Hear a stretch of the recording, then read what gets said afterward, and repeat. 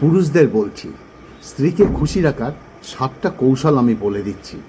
অনেক ভাইরা আমাকে অনেক প্রশ্ন করেছো, তো আজকে স্ত্রীকে খুশি রাখতে গেলে কি কি করা দরকার। স্ত্রীকে খুশি রাখার 7খানা কৌশল জানো। নাম্বার 1, স্ত্রীকে কখনোই অন্যের সঙ্গে তুলনা করবে না। নাম্বার 2, স্ত্রীর সাথে মিথ্যা কথা বলা বন্ধ করে দাও। নাম্বার 3, স্ত্রীর উপস্থিতিতে কখনো দ্বিতীয় ব্যক্তিকে কখনো বেশি গুরুত্ব দেবে না। নাম্বার 4, স্ত্রীকে খুশি করতে মাঝে মাঝে একটু কোনো উপহার দেবে। নাম্বার 5, স্ত্রীর সামনে তার আপনজনের সম্পর্কে সমালোচনা করবে না। নাম্বার 6, স্ত্রীর ভালো কাজগুলো প্রশংসা করবে। নাম্বার 7, ঘরের কাজে স্ত্রীকে সাহায্য করো। 100% বউ মানে স্ত্রী খুশি থাকবে তোমাদের প্রতি। আপন ভেবে যাদের কাছে আমরা হালকা হতে যাই, তারাই কিন্তু জীবনটা অবশিষ্ট রেখে দেয় না। আজকে একটু মজার ছলে অপমানটাই বেশি করে মানুষ। মাংসের দোকানে গিয়ে বলে হাড্ডি দিও না, আর বাড়িতে গিয়ে বলে হাড্ডি দাও। ঠিক একই রকমভাবে বিবাহ করতে গেলে আর বাসায় বাড়িতে থাকলে ভুল খোঁজে, আসব দুনিয়া। একজন রাগ হলে সম্পর্ক গভীর হয়, আর দুজন রাগ করলে সম্পর্ক নষ্ট হয়। তুমি একটা অপ্রকাশিত একটা, যাই হোক, গল্প নয়, কয়েকটা পৃষ্ঠা যে শেষ হয়ে যাবে। কথা দিয়ে কথা রাখার পৃথিবীর সবচাইতে সুন্দর মানসিকতার পরিচয়। কিছু কথা, কিছু ব্যথা মনের কোনায় ছটপট করলেও সময়ের ব্যবধানে একদিন মানুষ সব সয়ে যায়। জীবনে তুমি ছাড়া আমি ভালো নেই, সেও ভালো থাকার লড়াই করে যায়। জীবনে ভালো থাকতে হলে সব কিছু পিছনে ফেলে হাঁটা দিতে হয়। যত বেশি পিছু টান, তত বেশি জীবন তিক্ত। কারোর বেশি নির্ভরশীল হতে ঠিক নয়। মনে রাখবে, অন্ধকারে তোমার নিজের ছায়াও তোমাকে ছেড়ে চলে যায়। কত শত পারফিউম আসবে যাবে, কিন্তু মায়ের আঁচলের গন্ধ সেই একই থাকবে, তাই না? নমস্কার, হাটবাজার থেকে স্বাগতম। খাওয়ার আগে আমি 3টে কথা বলি: ভালো ভাষা, ভালোবাসা, ভালো মন। বলতেই থাকবো, বিশেষ করে কলিযুগ। আর আরেকটা কথা হচ্ছে যে ভিডিওটা সম্পূর্ণ শুনবে, ভালো লাগবে। আর ভিডিওটা যদি ভালো লাগে, ফেসবুকের মাধ্যমে একটু অন্যের কাছে পৌঁছে দিও। টেনে টেনে ভিডিও দেখবে না।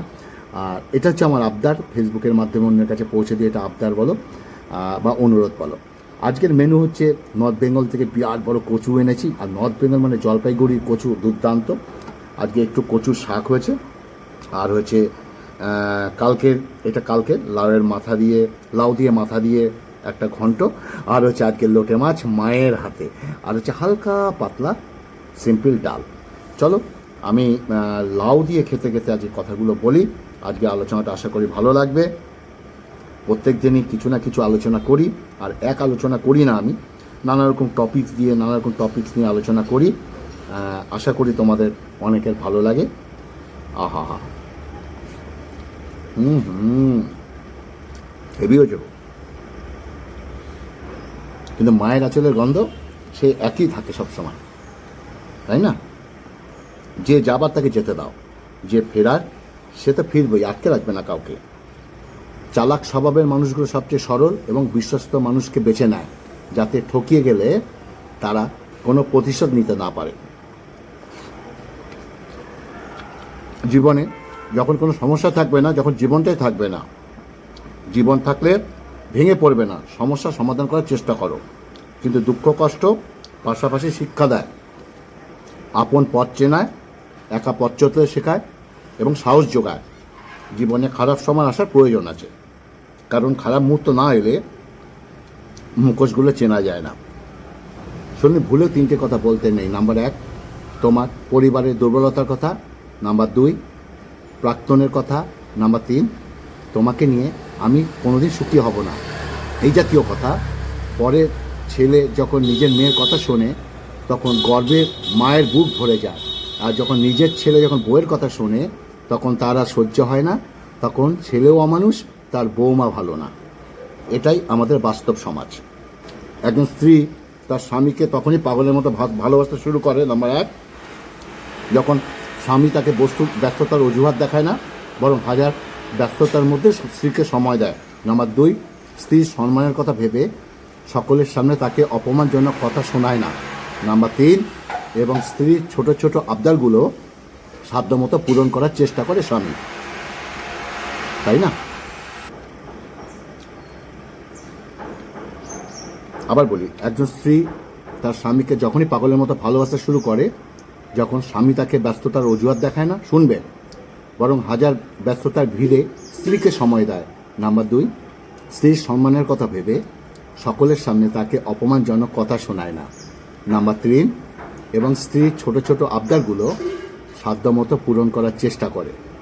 গোয়াল ভাইয়ের কারসাজিতে জল হলো আজ দুধ, অজলকারী নির্বাসনে রাজ্য চালায় সুখ, মিথ্যা বাদিয়ে সম্মান আছে, সত্য কথায় দোষ, সাহেব বাবুর জামা কাটে রাজ্য চালায় ঘোষ, শাশুড়ি আর স্বাদের মতো দুকুল হলো বউ, মৌমাছি আর লাগে না, মানুষ বানায় মৌ, তাই না?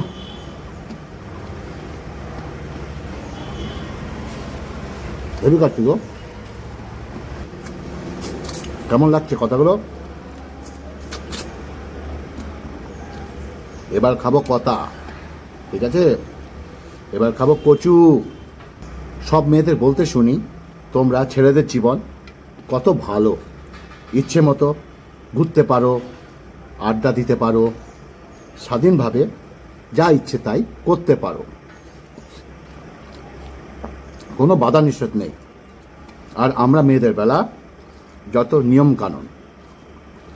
আজ কিছু কথা বলি, তা শুনে হয়তো ছেলেদের জীবন সম্পর্কে তোমার ধারণা পাল্টাতে পারে। স্বাধীনতা, আড্ডা, ঘোরাঘুরি এগুলো ছেলেদের জীবন নয়। ছেলেদের জীবন মানে একটা সংগ্রাম, একটা গল্প, অনেক ত্যাগ। জন্মের পর থেকে ছেলেদের মাথায় প্রতিষ্ঠিত হবার বীজ ঢুকিয়ে দেওয়া হয়। প্রতিষ্ঠিত হতে না পারলে সমাজে মর্যাদা থাকবে না, ভালো চাকরি পাওয়া যাবে না, কোনো বাবা তার মেয়ের বিয়ে দেবে না। ছেলেরা পরীক্ষার খাতা ফেল করলে তাকে সংসারে হাল ধরতে হয়, আর মেয়েরা ফেল করলে সহজ সমাধান, তাদের বিয়ে দিয়ে দেওয়া হয়। এটাই ধারণা ছিল অতীতে। মেয়েরা সুন্দরী হলে তার জন্য রয়েছে প্রতিষ্ঠিত ডাক্তার, ইঞ্জিনিয়ার। আর ছেলেদের ক্ষেত্রে সৌন্দর্য হলো টাকা। টাকা থাকলে তাদের জন্য রয়েছে হাজারো রূপসী, আর টাকা না থাকলে পাড়ার ছেলেবেনিরাও ফিরে তাকায় না। আজকাল টাকা ছাড়াও কিছু চলা যায় না। বেবির জন্মদিন আসলে দিতে হয় 1000 টাকা গিফট, উপহার ছাড়া ভালোবাসা জমে না। রেস্টুরেন্টে একজন আরেকজনকে খায় না দিলে প্রেম মাখো মাখো হয় না। আর এসব কিছুর জন্য দরকার টাকা, তাই না?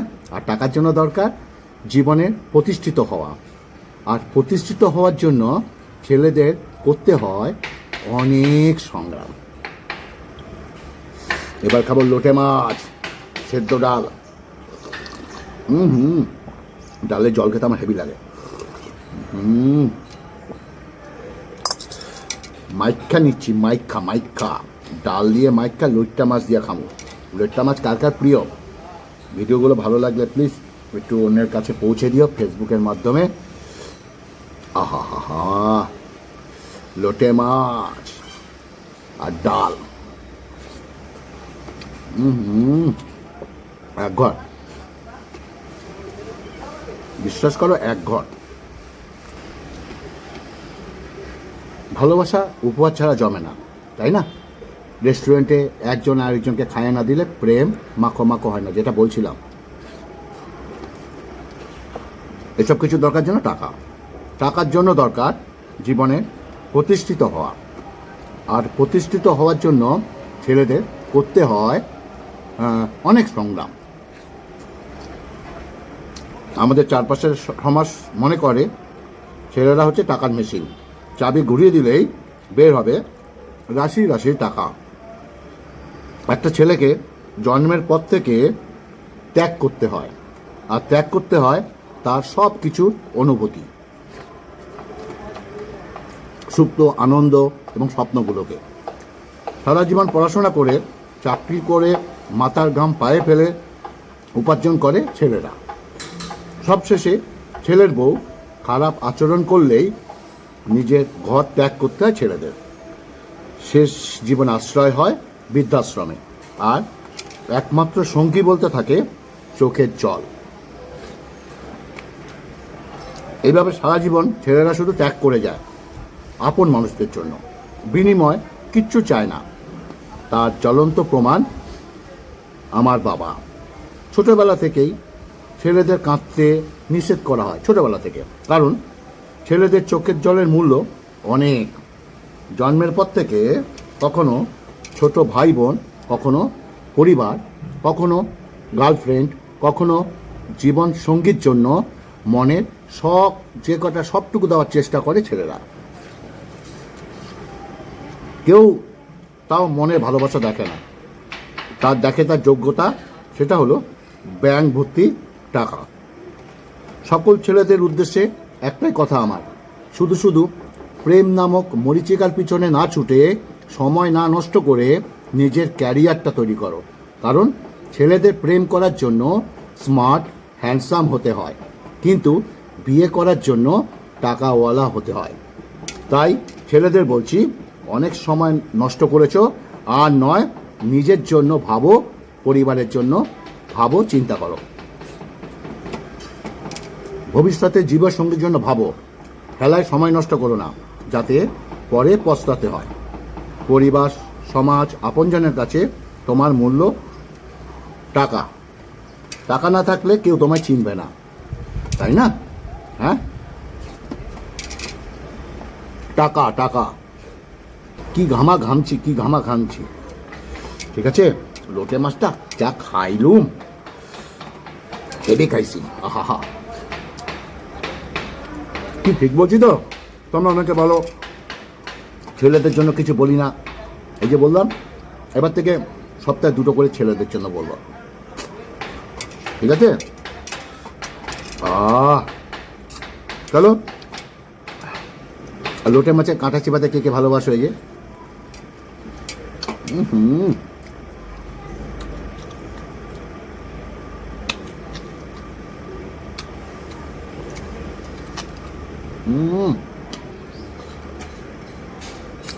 হেভি গেলাম। যাই হোক, ভিডিওটা ভালো লাগলে একটু অন্যের কাছে পৌঁছে দিও। ফেসবুকের মাধ্যমে অনেকবার বললাম, এটা আমার আবদার। ভালো থাকবে, সুস্থ থাকবে, আরও ভালো ভালো ভিডিও খুব তাড়াতাড়ি নিয়ে আসছি। আর যারা এখনও আমার পেজটি ফলো করোনি, হাট বাজার থেকে দেখো, নিচে লেখা আছে হাট বাজার থেকে, প্লিজ পেজটা ফলো করে দিও। 1 লাখ ফলোয়ার হতে হয়েছে, আর মাত্র 400 লোক দরকার। 400 লোক হয়ে গেলেই আমার 1 লক্ষ ফলোয়ার কমপ্লিট হবে। ভালো থাকবে, সুস্থ থাকবে, নমস্কার।